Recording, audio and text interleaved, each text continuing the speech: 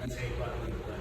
So, pagkuha na ito sa H, this is equals to B minus 2T. So, ang result na ito is 18.2. I-divide na ito sa thickness of the wing. Ang result, ano siya? 27.56. Ato din siya kini po na ito lambda. Kini po siya may ito lambda 3.76 para sa wing. So, ang result is ano ni? Napukyaw mo siya 3.76. Ilan rin siya pa niya? Ilan rin siya?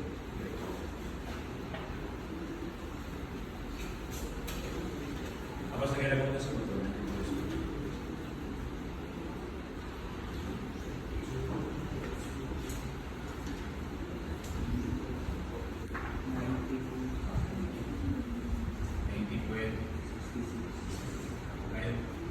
Meaning atong lambda, which is smaller than lambda p.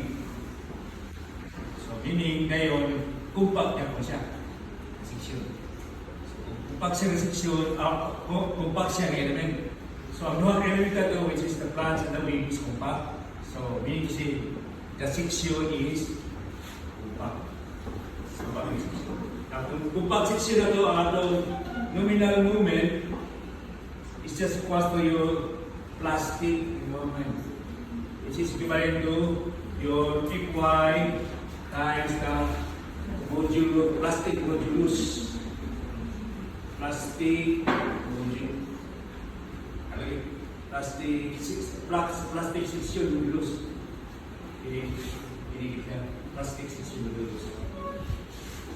So, multiply, divide mana tu plastic section modulus. So that is 26.6. Kilonewton-meter. So kung ano yan pa, wala na siyang atong nominal bending moment or nominal flexural extent. So mga na i-multiply ko i-article dahil sa 0.90 up to 50. Kung easily na ito sa iba ito sa 1.67. Okay. So this is only true if it is laterally supported. If it is not laterally supported, like for this one, when your LB is 6 meters, so wala sa lateral support, 6 meters yung LB, then muna natin kinala na CD. Ang CD, kini sa total engineering was to what? So, imo na yung sa i-compare sa itong LP. LP, diri kay lambda P ba diri? Diri, LP atong kuhan, compare siya sa LP. Muna na ito, wala sa LP. 1.76 ROI times. So, given RY na 62.3, so makuha na ito yung which is equivalent to 2.64 meter.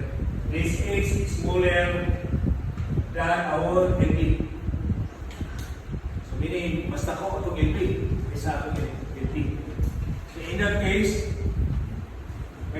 kung paano pa lang, kung ang atong NB is smaller than LP, ingani pala ang resulta,